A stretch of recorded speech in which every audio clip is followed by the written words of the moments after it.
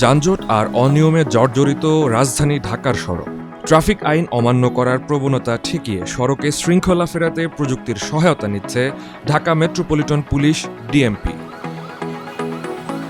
কৃত্রিম বুদ্ধিমত্তা সম্পন্ন বা এআই ক্যামেরার পর এবার রাজধানীর সড়কে ট্রাফিক ব্যবস্থাপনায় বসানো হচ্ছে প্লাগ অ্যান্ড প্লে ক্যামেরা। এটি কিভাবে কাজ করে, এআই ক্যামেরার পাশাপাশি কেন বসানো হচ্ছে এই ক্যামেরা? নিঃসন্দেহে এআই ক্যামেরার ইফিসিয়েন্সি অনেক বেশি বেটার, আমাদের জন্য কাজ করা অনেক বেশি সহজ ওটাতে। কিন্তু আমরা এই বাজেটের কথাটা খুব বেশি ভাবছি। এখন যদি আমরা এই পুরো কাজটা এআইয়ের জন্য করতে যাই তাহলে হয়তো আমাদেরকে একটু স্লো যেতে হতো। আর আমরা হিসাব করে দেখেছি যে যদি ঢাকা শহরের স্ট্র্যাটেজিক জায়গায় আমরা হাজারখানিক ক্যামেরা লাগিয়ে ফেলতে পারি, তাহলে এই যে বর্তমানে যে ট্রাফিক সিগন্যাল মান্য করার যে একটা সংস্কৃতি, এখানে আর ভাটা পড়বে না। এটা কাজের প্রক্রিয়া হচ্ছে যে আমি তো একটা সড়কের ফুটেজগুলো পাচ্ছি, তো সেই ফুটেজগুলোর মধ্যে আপনি সিগন্যাল লাইট তো ওখানে আছেই। আমি যদি 300 ফিটের উদাহরণ দিই, তো আপনি যে সিগন্যাল ভায়োলেট করে গাড়িটা চলে যাচ্ছেন, আমি তো ওই ক্যামেরার ফুটেজ থেকে তো আমি আপনাকে দেখে নিব যে আপনি আসলে যে ভায়োলেট করলেন। এবং আপনি যদি ওখানে ছবিগুলো দেখেন, খুব স্পষ্টভাবে সব দেখা যায়।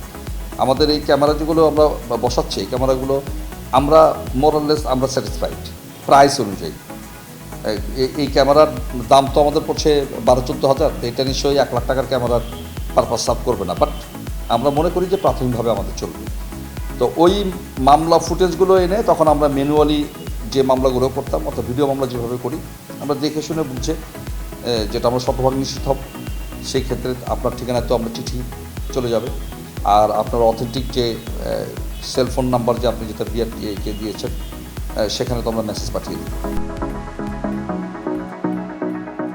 এরই মধ্যে পূর্বাচলের 300 ফিট অর্থাৎ 36 জুলাই এক্সপ্রেসওয়েতে প্লাগ অ্যান্ড প্লে ক্যামেরা বসানো হয়েছে বলে জানিয়েছে ডিএমপি ট্রাফিক বিভাগ। পরিকল্পনা অনুযায়ী রাজধানীর গুরুত্বপূর্ণ পয়েন্টগুলোতে ধাপে ধাপে বসানো হবে এ ধরনের মোট 1000 ক্যামেরা।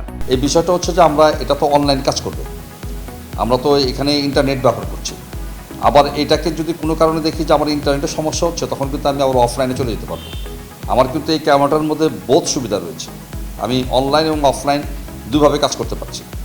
সুতরাং আমি আমার ব্লুটুথ থাকছে, সুতরাং ওই কার্ড বের করে তারপরে করতে হবে, কারণ অত উঁচু যে সমস্ত জায়গায় আমি বসিয়েছি, প্রত্যেকবার যদি আমি ওখানে যাই আর যদি ম্যানুয়ালি কালেক্ট করি, তাহলে এটা তো it will create another Hazard for me. এটা হবে না। আপনারা এটা প্রযুক্তিটা পছন্দ করবেন। আমরা অলরেডি আমাদের 36 জুলাই এক্সপ্রেসওয়ে যেটা প্রচলিতভাবে 300 ফিট আমরা বলি, ওখানে কিন্তু আপনি দেখবেন যে আমাদের পিএইচএস পয়েন্ট যেটা আছে, পিএইচএস পয়েন্টে 4টা, এবং আমরা মসুল যে বাস স্টপেজ, ওখানে আমরা 4টা কিন্তু বসিয়েছি। তো আমরা বসানোর পরে আমরা এখনও ট্রায়াল দিচ্ছি। তো এই জিনিসগুলো আরও আমাদের কিছু পরিকল্পনা আছে, এগুলো বসানোর পরে এখন আমাদের ট্রায়াল পর্যায়ে যাচ্ছে। যখন আমরা একেবারেই ভিডিও মামলাগুলো নিজেরাও স্যাটিসফাইড হয়ে যাব, তখন আমরা আরও অফিসিয়ালি আপনাদেরকে জানিয়ে দেব। তবে আমি নিশ্চিত যে it will B a very successful project. আমরা হয়তো আগামী মাস 2 মধ্যে 200 বসাতে পারবো।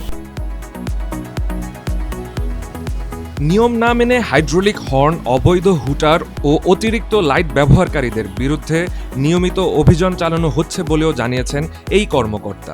হর্ন বাজাচ্ছেন, আপনি শব্দ দূষণ করছেন প্রতিনিয়ত। ঢাকা তো এই সবগুলোতেই তো নাম্বার 1-এ উঠে বসে আছে লিস্টে। তো আমাদেরকে চেষ্টা করে নামাতে হবে। আমরা ব্যাপক অভিযানে গিয়েছি গত মাসে, এই মাসে ইনশাল্লাহ করব। প্রায় 2500-র মতো হাইড্রোলিক হর্ন খুলেছি। আমাদের কালো ধোয়া থেকে শুরু করে শব্দ দূষণের উপরে প্রচুর মামলা হচ্ছে। শব্দ দূষণের উপরে মোস্ট প্রবলি 6000+ মামলা করেছি গত মাসে। ঢাকা শহরকে আপনি যদি কিছুটা স্বস্তির জায়গাতে দেখতে চান, তাহলে সব কিছু মিলিয়ে আরও মাস 6 সময় তো দিতেই হবে। এই 6 মাসের কথা যেটা বললাম, এটা শুধু পুলিশ পারবে না। পুলিশের সঙ্গে সিটি কর্পোরেশন, বিআরটিএ, আমাদের পরিবেশ অধিদপ্তর, তারপরে এলজিইডি, রোডস, আমাদের সবাইকে একইভাবে অনবোর্ড হয়ে একই তালে কাজ করতে হবে। যদি এইটা করতে পারে তাহলে হয়তো সম্ভব। প্রযুক্তির সঠিক ব্যবহার ও আইনের কঠোর প্রয়োগে সড়কে কাঙ্ক্ষিত শৃঙ্খলা ফিরিয়ে আনতে পারবে বলে মনে করে ডিএমপি ট্রাফিক বিভাগ।